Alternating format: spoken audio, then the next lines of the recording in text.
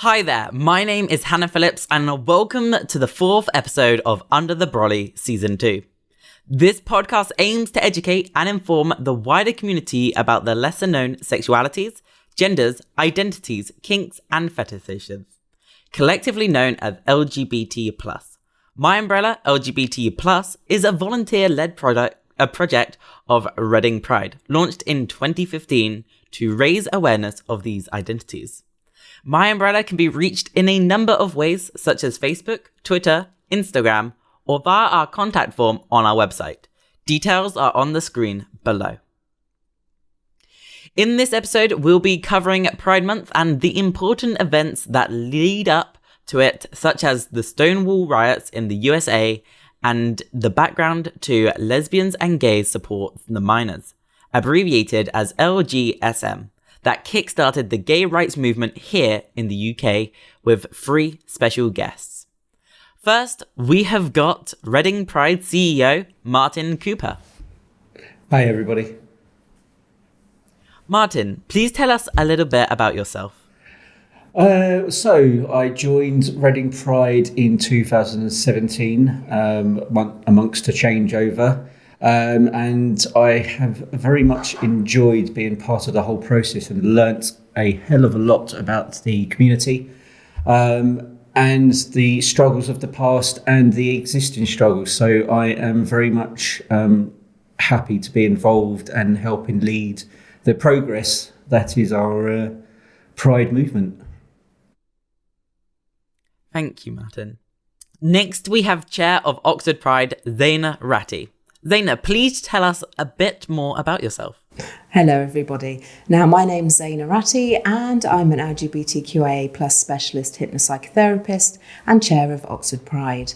I've been involved in the community for quite a long time now, and I think it's really important that we are raising the visibility and representation of marginalised communities within our own community.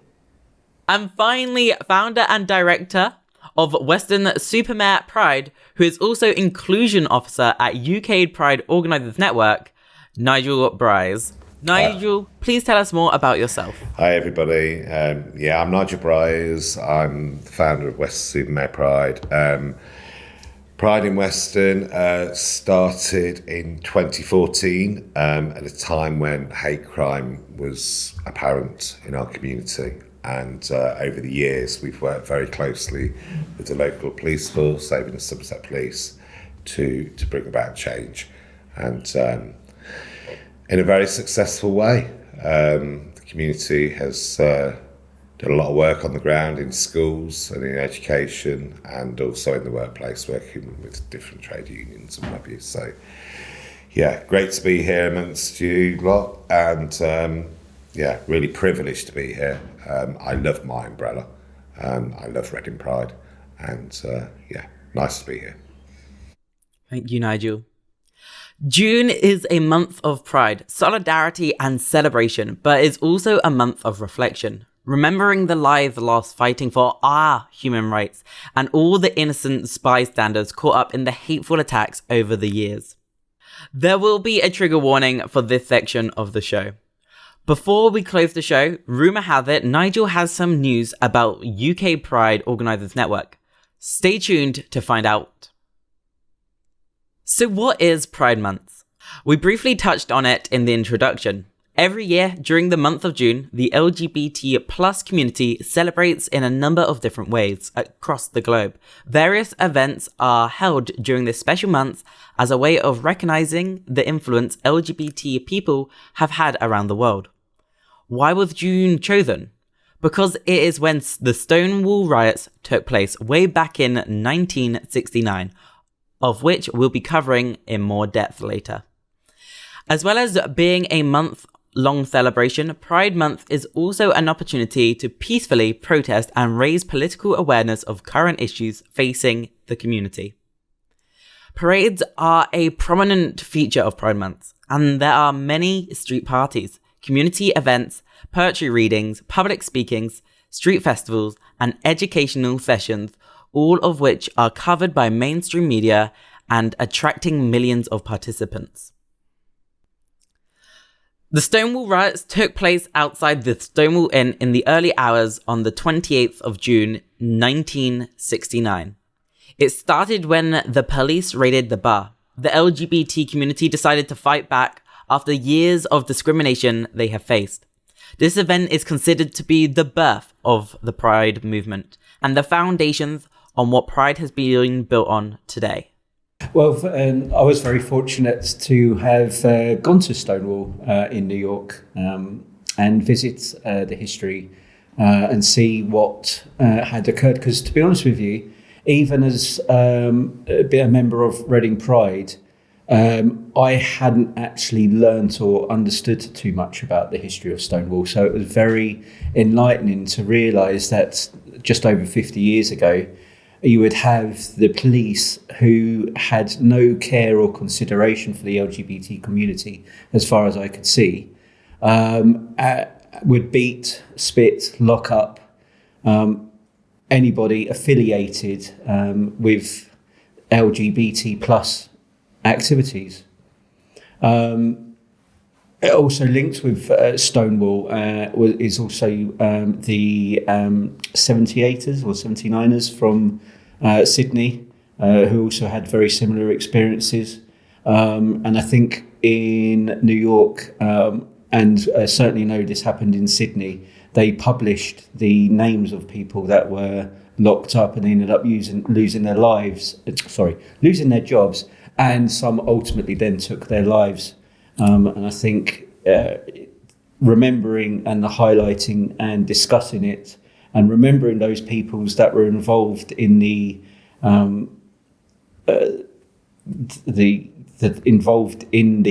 riots and got caught up and set up these organisations must absolutely be kept in the foreminds of everybody throughout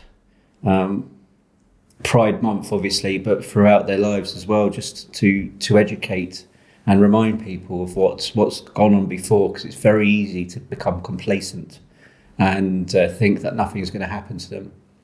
And you often see around the world, you get governments, politicians that come in and can influence change in the wrong direction or counter LGBT.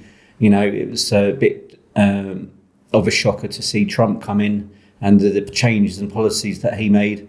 Obviously, it's correcting itself, but people need to ensure that they are mindful of who they're voting for, and to ensure that we stay on track for progress.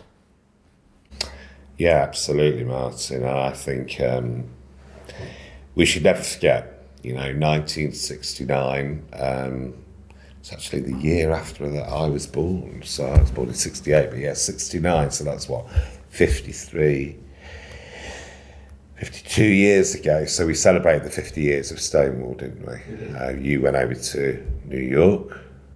Not for that event. I just happened to be out there a couple of years ago. But yeah, I missed out on that one. I'd love to have gone. I went over to Euro Pride, and it was at a time when there was a lot going on in Russia. If we take our eyes off the ball, in the LGBT community, it can go terribly wrong, terribly quickly, like you say. And over in Russia, in Chechnya,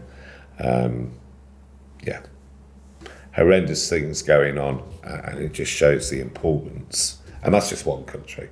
There's 70 odd other countries where death penalty is still out there for people like us.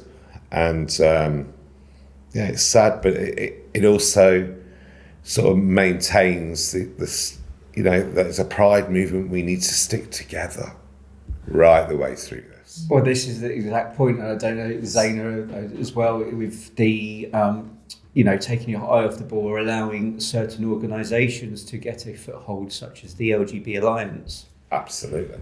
Yeah, we've had those. We've got on the books about conversion therapy or reparative therapy.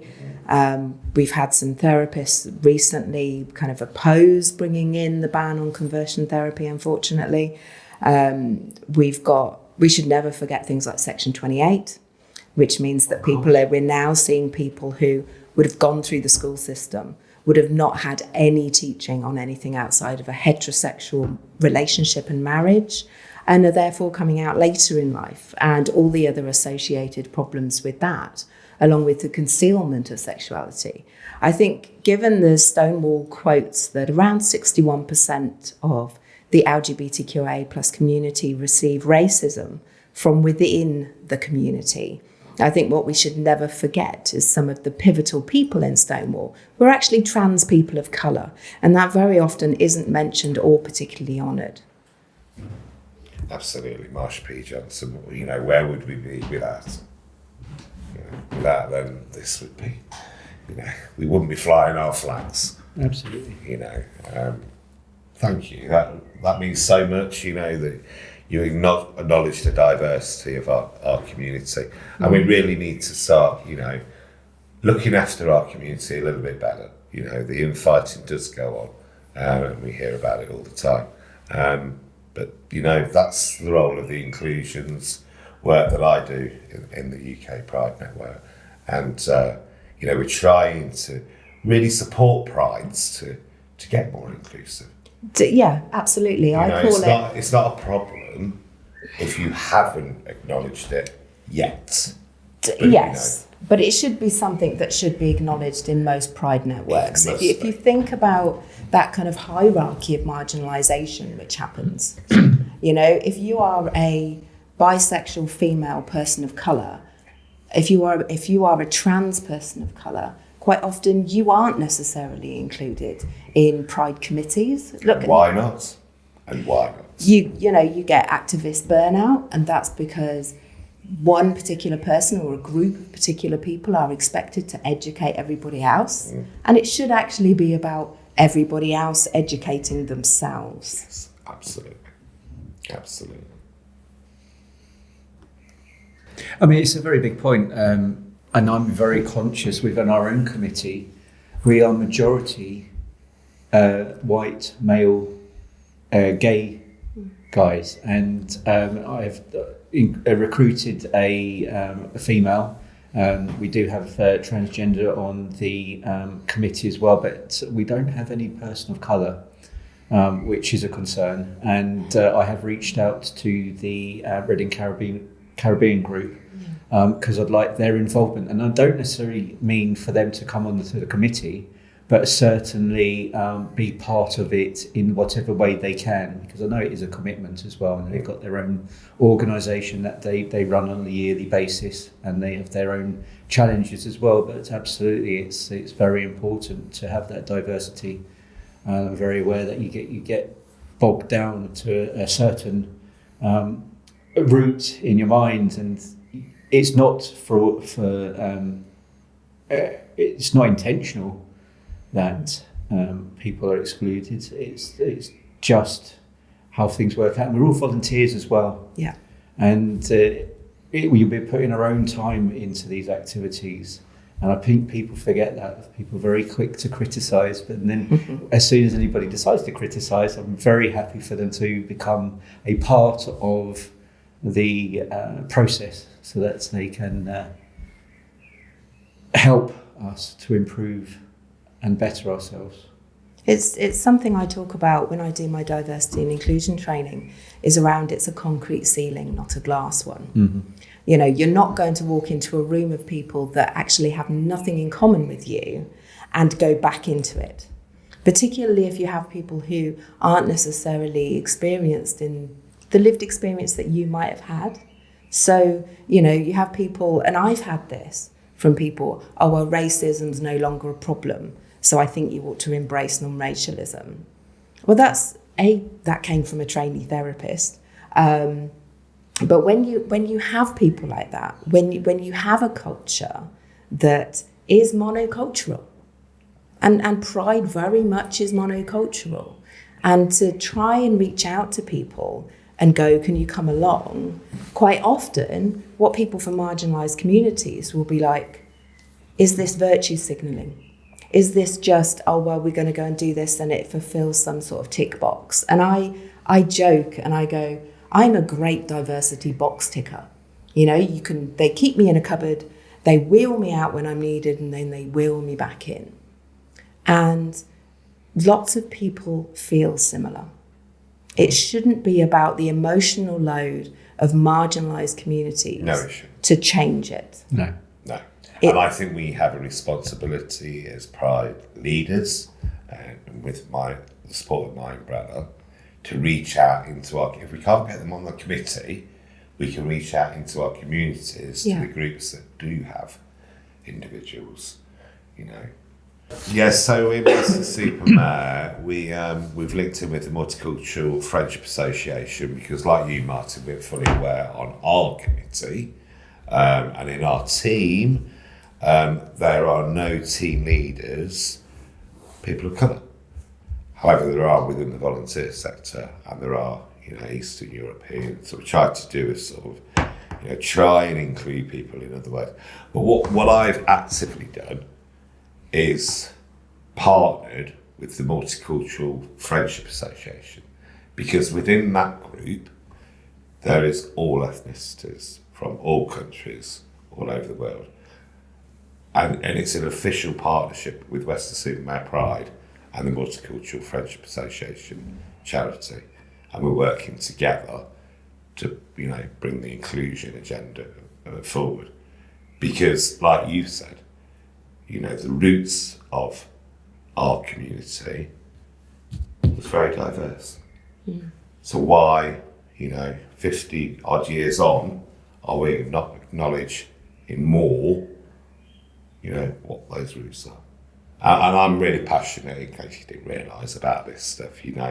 Our roots were at Stonewall with Marsha P. Johnson, and that's a fight that will never stop, because if we do take the flags down and we do stop the parades, the marches, and whatever form that comes like, if we're not visible in our communities, then we're not visible. And then what message does that give to the person that's isolated and struggling? So, yeah. Yeah, it should be about reaching out to communities that feel isolated. That's why I do Weston-super-Mare Pride, because I've been empowered in that community, to stand up as a gay man and be counted and what have you. And I've been privileged to serve my community for the last 9 years, in the community, and be able to support my own.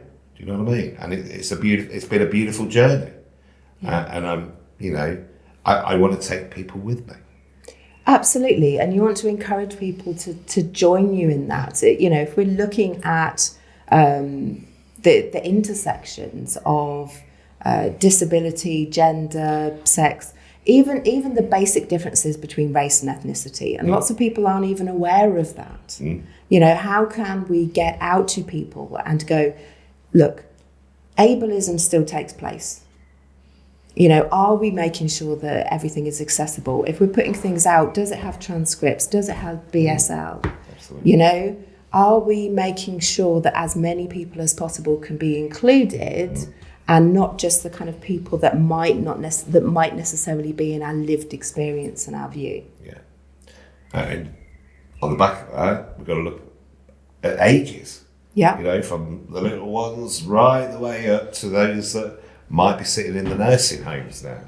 We have, and that's going to be something that kind of is a growing area. I'm a Stonewall POC role model, and I go into schools and I talk to children about authenticity of self. I talk to them about mental health. I talk to them about how concealment, if you've got familial pressure and you feel you can't come out, that concealment usually leads to some level of psychological distress.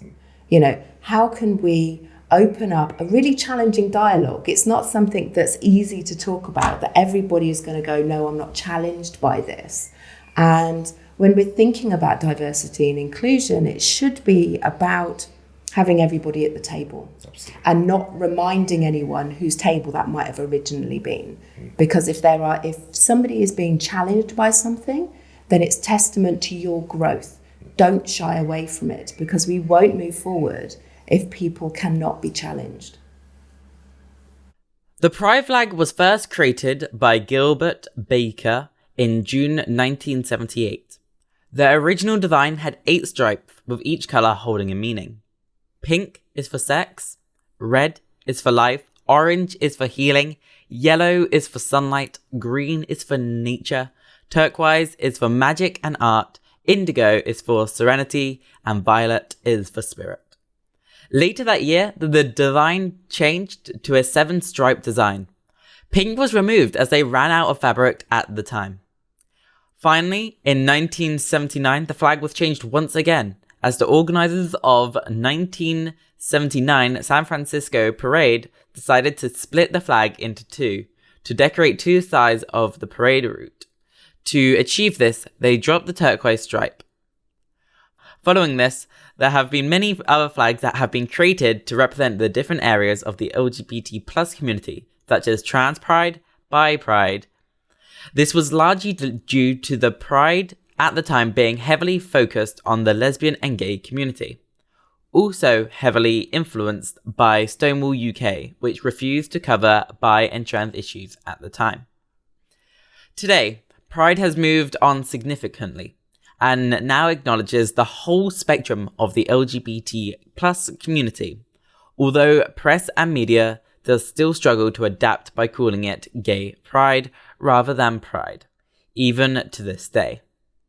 In June 2017, the city of Philadelphia adopted and revived version of the flag designed by marketing firm Tyranny that adds black and brown stripes to the top of the standard 6-colour flag to draw attention to issues of people of colour within the LGBT plus community. Designed in 2018 by graphic designer Daniel Quasar, Quasar added 5-coloured chevron to the classic rainbow flag to place a greater emphasis on inclusion and progression. Quasar's Progress Pride flag added 5 arrow-shaped lines to the 6-coloured rainbow flag, which is widely recognised as the symbol of lesbian, gay, bisexual and transgender LGBT plus community.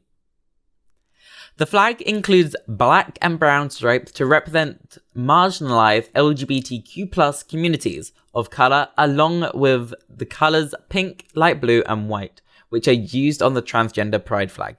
Since the COVID-19 pandemic, prides across the UK have begun to adopt this version of the pride flag, following a Clap for the NHS campaign propagated the rainbow flag we know and love, which was in part due to the commercial enterprises repurposing stock made for the summer pride season that wasn't to be. The thing is, that's the irony, is that you know, people that were homophobic, biphobic and transphobic were waving around a pride flag and had absolutely no idea because they thought it was just the NHS. And, you know, I guess what's important is being able to communicate actually that was the pride flag. You know, not only was 78 a great year, but also it meant that when the original flag was made, and people kind of forget this, that actually the original flag is not the one that you might see everywhere and associate with the NHS, and go, why do we need extra colours in it, for instance? Well, when you point out to them that actually there were extra colours in it to start with, they don't always necessarily like that. But if we look at how, for instance, Oxford Pride adopted the Progress flag at our AGM officially last year, and I felt that was really important, you know. There aren't that many chairs, POC chairs of pride organisations in the country. And I felt, and the committee felt, and it was proposed by a member of the committee, that we should be raising the visibility of trans and of marginalised communities. And so therefore we adopted the Progress flag as our official flag. We had members who voted against that. And what is that saying to people who are out there, who are represented by the Progress flag, but aren't necessarily represented by the second edition flag? It's saying to them that your identity doesn't matter. You can't go on the flag because we've had it for so long. Who claims it? Who actually owns it? Flags were about, all you've got to do is look at the amount of flags there are now. You know, we have lots of flags, and we have flags that are there specifically to make people feel included. If I go somewhere and I only see a second gen flag, I feel, am I safe here? I really do. Is it a case that I'm going to have to code switch in this environment because I don't feel happy and I don't feel a sense of belonging? And I think using the progress flag and going, we hear you, we see you, we acknowledge you. Well, to be honest with you, the Love Unites flag, which you're fashioning there, is still the rainbow flag. But what I love about the progress flag is that we are, as I mentioned initially, to continuously improve, to progress, to better ourselves.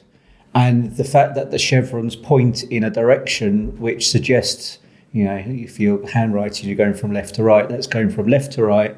We're moving forward, moving in the right direction. Now, absolutely, and to your point, the Love Unites emblem that we've adopted as part of our festival name and the colours and it's swirling around is because it's all a mix, it's all together. Love does unite everybody, and still absolutely stand by that. It's a great message, especially with the people on it. You've got the majority, not the majority because there's so many flags now, but you do have a large representation of the flags in the heart shape, bringing everybody together, all connected together, and absolutely Love Unites. And I really do love that for our brand. For us as a community, the progress flag, I think, absolutely encapsulates how we should be moving forward, progressing, and bettering ourselves. And as I touched on earlier, we can definitely do better in our own pride because we're not touching the fully diversifying in the community, in our committee, and even our acts and performers. We've got to do better and ensure that we have a BAME reach out of acts. I mean, we do cover disability. Obviously, there's always room for improvement, like anything. We do have the family area because I'm a big believer in educating young. I'm not so sure we do enough for the older community, although we do have a lot of great marketplace stalls which can cover a lot of that. We do have a great entertainment, but I'm very aware that it's directed probably towards a more specific group of people. So progress flag, I feel like it's something that I would like to push our organisation to agree to, because it's not mutually exclusive to our branding, because I think it's something that the majority of us should do as a community. I absolutely agree with you both on this. Between 1978 and the Gilbert Baker and Daniel Quasar doing the redesign in 2018, that's 30 years. Yeah, between the two. And it is about progress in our community, and it is about acknowledging individuals. And I can only talk for myself on this one. When I first saw the rainbow flag, and that wasn't the Gilbert Baker one, but to actually hold that rainbow flag and feel the sense of belonging, it was so liberating for me as an individual gay man. And where I'm going with this is, regardless of what flag you hold, because we are sitting here in my umbrella, it is about belonging to the LGBT plus community. And for me personally, as we've acknowledged so many marginalised groups in our community, it is the progress flag that Weston-super-Mare Pride will adopt moving forward, never forgetting the history behind it. And I think, as we, move into UK Pride in 2023 and all everything else that's going on, I think the importance to educate individuals, whether it be the straight community or youngsters or whoever, as we go through our Pride month or our Pride, 2 weeks leading up to the event. I think we all have a role to play. But yeah. And as for the NHS, well, they never will take the Pride flag away from the LGBT community. It will always be part of our community. And like with the UK Pride Network, it really is about choice. And so, you could go back, you could go back to the Gilbert Baker flag and you'll be part of the community. You can go back to the rainbow flag, you will be part of the community, and so on and so forth. So the Philadelphia, and then the Daniel Quasar, and all the others. It's about belonging.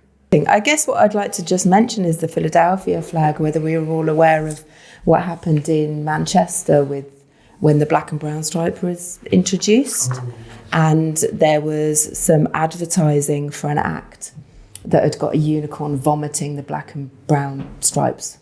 How do you think that looks, and how do you think you would feel if that was your community that was being portrayed about? They got into a lot of trouble, and quite deservedly so, as far as I'm concerned. We're obviously very, very concerned to make sure that we are showcasing diversity on our stages. And we should be going forward looking at not only local acts, but also national ones that demonstrate our commitment to that. Because if we're not, then really as a community, we should be asking ourselves some serious questions. This isn't a day for one part of the community aimed at the same part of the community. This should be a day that is aimed at everybody. The London Lesbians and Gays Support the Miners group, abbreviated as LGSM, was formed in July 1984, 4 months into the year-long miners' strike of 1984 to 85. Founding members Mike Jackson and Mark Ashton organised a bucket collection to support the striking miners in June 1984 London Pride March, and decided that more needed to be done to raise awareness of the miners' cause in the London lesbian and gay community.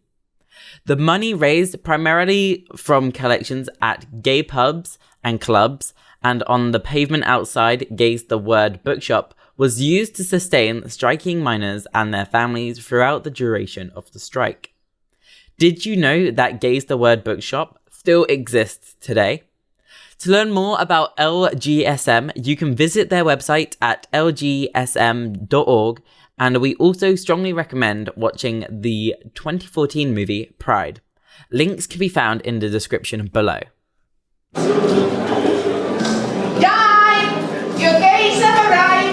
Okay, so I think the significance of this film is huge, especially in June. And if you haven't watched it, then do watch it, because if you want to see the history of the Pride certainly in the UK, it's all within it. Why the miners? It was at the time of, can I say it, Margaret Thatcher and the Conservative government and the closing of pits, and the beloved Jimmy Somerville, and people got together to raise funds. Pits and Perverts was the concert that Jimmy Somerville did. I think Morrissey was there as well, and it was to really support the miners and make some noise. At the end of the day, without the socialist movement and the trade unions, many prides would not have evolved the way that they have. So I'm going to salute, the trade unions of the UK today. If you're not part of a trade union and you've got a workplace, maybe you should have a look at the LGBT groups that are part of what they do, because they all link in together and then they all feed into the Pride movement. Yeah, I'm just going to put it out there. I think we all know prides that have been supported, and Oxford Pride have definitely been supported by trade unions, and we are eternally grateful for that, particularly in this current fiscal architecture. Yeah. It's another bit from the film that I really liked is it's about finding out you had a friend that you never knew existed. And I think that's something that as a movement we could take forward, where we're all getting behind together one particular cause and working together. We have we call the two psychological belongings. The two psychological things that we all require is belonging and uniqueness. We all need, whenever anybody says about, do we all need these labels, do we all need these flags, etc., I always go, look, we have a need to belong and a need to be unique. We need to belong to a community as a whole, but recognise that we all have a uniqueness within it and a place within it. Absolutely. And, on that point as well, the belonging and not realising you had friends out there that you didn't know are friends, and that's an important part of our movement and our pride is we do have the allies. The allies are a huge part of the reason why we are where we are. We wouldn't be here without the allies. I mean, you did need before technology and other such. You did need allies to begin with for you to exist. But that's what struck a chord with me. Is it was a rural Welsh town that they went to attend. And I'd like to think that the film is as close as possible to the true events as it is, because that really was such a heartwarming film, all coming together. And I know that them coming to the London Pride Parade, Pride in London Parade, whatever it was called back then, because I know that they had to change it because of the ale company. But the fact that they came back and showed this solidarity and then turned things around for the LGBT community, it was just a great time, great film. Yeah. I think there does need to be change. I guess you mentioning Pride in London there, they've certainly had their issues recently, and I think it's those challenging things that have got to happen. Yeah, and somebody's got to say this isn't on. Yeah, absolutely. And I think if we go back to the roots of Pride again, the trade unions. Yeah. There's all those bodies within those organisations who have got the equalities agenda right at the top of the list, haven't they? I love what you just said there, Martin, about the straight allies. If you haven't watched this film yet, this June 2021, watch this film and you've done your bit through the Pride movement. That's what I'm going to put out there, because it is awesome, isn't it? It is absolutely awesome. I cried because it is the reality. Absolutely, and I think there's been some great television as well recently that we've been able to watch, and we've been able to encourage other people to watch actually and go, look, watch this. Yeah. Because this gives you an idea of what it's like to be within the community. Absolutely. There will be a trigger warning for this part of the show. Check the description to see where to jump to avoid this section. In 1999, London suffered a series of 3 homemade nail bomb attacks by David Copeland, a then 22-year-old who was a neo-Nazi militant and former member of the far-right political groups such as the British National Party, then National Social Movement. The bombings were aimed at London's Black, Bengali and LGBT communities.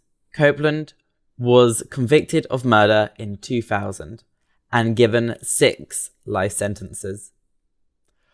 On the Friday evening, 30th of April at the Admiral Duncan pub on Old Compton Street in Soho, the heart of London's gay community. At the time, the pub and the street outside were crowded because it was the start of a bank holiday weekend. The unintended sports bag containing the bomb, which was taped inside and was noticed by patrons of the Admiral Duncan. However, the bomb exploded at 6:37 p.m, just as the bag was being investigated by the pub manager, Mark Taylor. 3 people were killed and a total of 79 were injured, many of them seriously. 4 of the survivors had to have limbs amputated. Has anyone been to the Admiral Duncan? Yes. Did you notice, just as you walk in, there's a lovely memorial to the victims? The shrapnel light. And there's 3 distinct light bulbs within it that represents the 3 that had unfortunately died, and then the others represent the others that were injured. Yeah, I mean, it was horrific. Absolutely horrific. I can remember it like black and white. Mm. You know, Old Compton Street is a place where I used to frequent. Such a sad day, night, and time for the Admiral Duncan pub and everybody in Soho. And the grief just spilled over into the community for all of us. And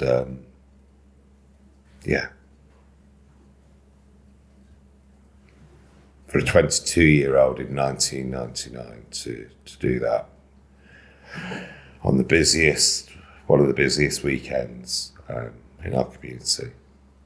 Horrific. I wonder how many people walk past there.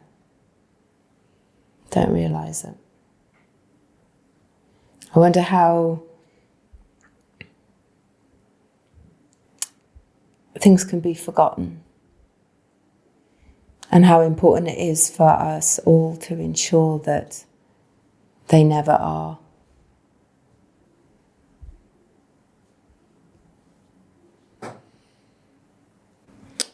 Probably too many, more than there should be.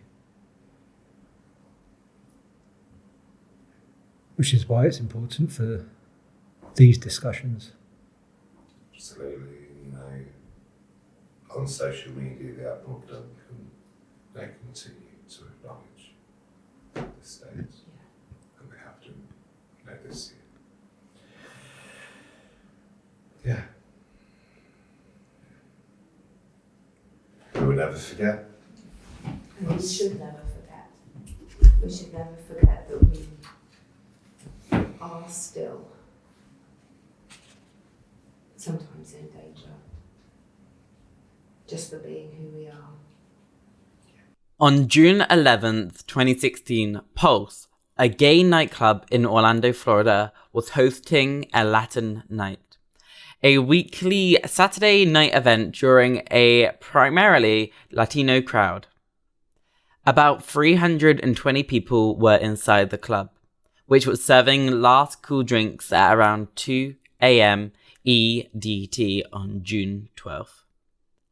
Around that time, Omar Mateen arrived at the club via a rental van, parking it in the parking lot of a neighbouring car shop. He got out and walked towards the building armed with a semi-automatic rifle and pistol.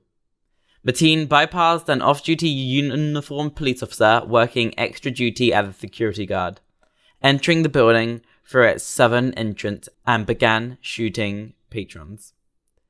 50 people died in the incident, including Mateen, and another 58 were injured, 53 by gunfire and 5 by other causes. Some survivors were critically injured. Another really sad incident of terror in our community, and they had a night out, coming to the end of the night with their friends and loved ones in our community. Yeah, I can remember this only 5 years ago, and waves went right the way through our community, and sending message over. I think we did a collection, Weston-super-Mare Pride, and sent it over to Orlando. I got the email of somebody that worked there and sent a little pot over. Yeah, terrible times. I guess what I remember from that incident was the confusion on the news, the stories, watching people in the streets, and as people's personal experiences came out from it, that's the important things that we remember. There were people who were, hiding in toilets, fearing for their lives, and when we put the focus on the fact that, they were one of the people, the perpetrator was one of the people who died, they went into that situation knowing exactly what they were doing. And the focus should be on the people who were injured, who lost their lives, and not necessarily the person who did it. Yeah. We always play Diamonds by Rihanna for people that we've lost. And, from there on, we recognised, the people. But when Pulse happened, it was so powerful.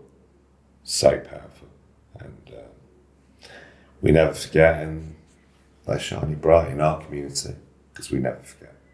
Absolutely. And these are times when we should be at rest, when we should be enjoying time with people. Pride Month, June. Yeah. Orlando Pulse Nightclub. Yes, they should be enjoying themselves. Not even fair. Yeah. On a warm summer evening, friends and family gathered in Reading's Forbury Gardens to enjoy the easing of lockdown restrictions, unaware it would soon be the scene of a terrifying stabbing spree. As they relaxed in the park on the 20th of June 2020, Kari Sadala launched an attack that lasted less than 30 seconds. In that little time, Reading lost James Furlong, 36, David Wales, 49, Joe Ritchie Bennett, 39. Yeah, so this was obviously a little close to home, this situation, this incident. It wasn't a hate crime, but it was a huge travesty to our community. I knew them all personally. I was good friends with one of them. Happened to be messaging on the lead up to this event, and I always remember somebody frantically calling me not too long after the incident happened and asking me if I knew whether this person was involved, and I had no idea what was going on, but suddenly saw the flash of messages, social media, going crazy with friends in the vicinity. And this all happened within literally 20 minutes. Unfortunately, some very disturbing images were shared. And I remember messaging Joe and saying, please, Joe, tell me it's not you. What has come out of it is the sense of community and the sense of care everybody has for each other, people reaching out, getting to know people more, listening to the stories of the individuals, meeting their families, seeing, knowing where people come from and understanding more about them under such horrific circumstances. But it was just nice to work with the family, as minimal as it was, but it was nice to see them and learn more about the individuals' characters. And there is a memorial that will be happening on the 21st of June or 22nd of June. Details to be confirmed based on the restrictions. I know that the families and the family liaison officers have been working very closely with the families. We have obviously raised a significant amount of money for memorial, which we'll be working on over the next year or so to memorialise the guys, to never forget, and raise awareness.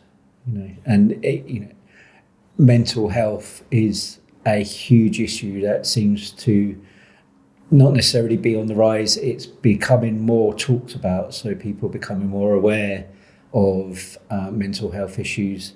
I'm sure, Zayna, you've got so much knowledge and experience in that, and you probably see it more so, especially through lockdown. People need help and support more than ever, and I think that's us as a society, LGBT plus and beyond, need to do more to help support those with mental health issues and to ensure that these types of attacks are prevented as much as possible, because I think all three of them stem down to mental health,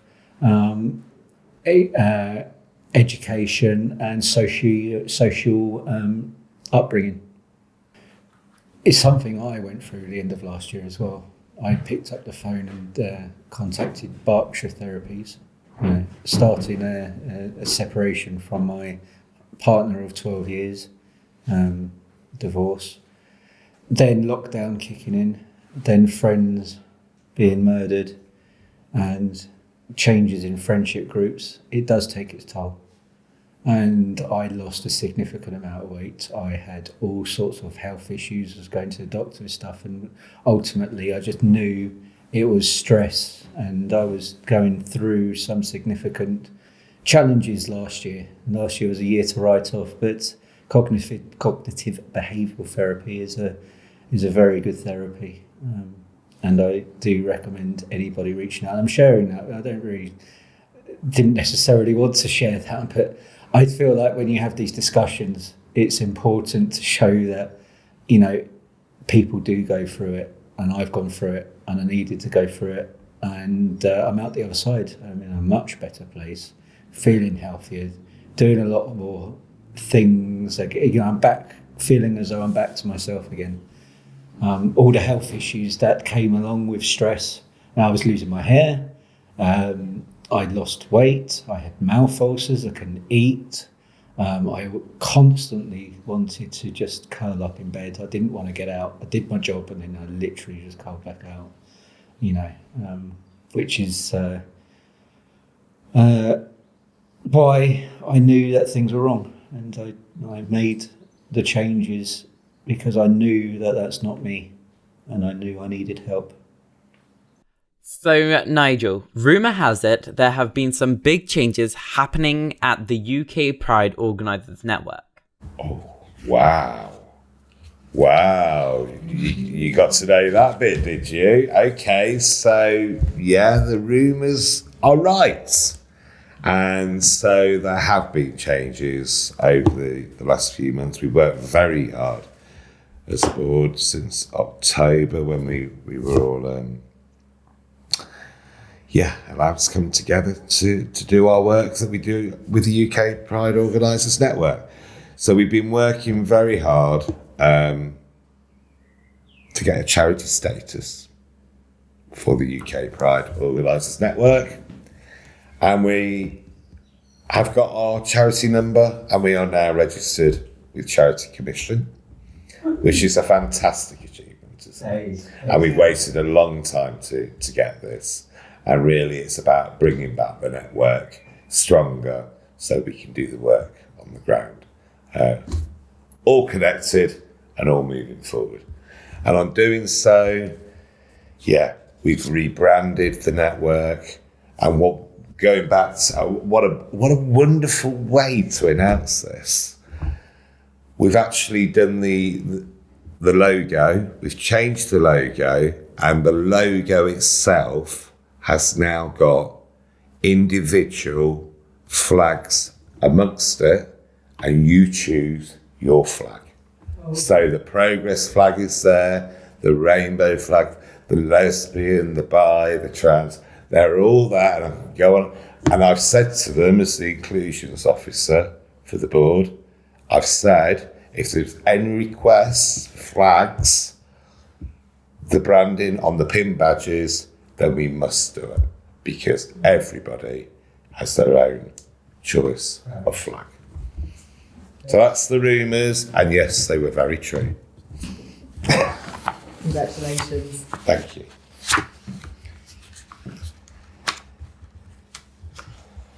Sadly, that is all that we've got time for today on Under the Brolly. Thank you ever so much for Martin, Nigel, and Zayna for being our wonderful guests here on the show. To play us out, we have got We Are Family, which is the UK Pride anthem of 2017. And on that note, it's a goodbye from me, and it's a goodbye from Martin, Nigel, and Zayna. Bye. Goodbye.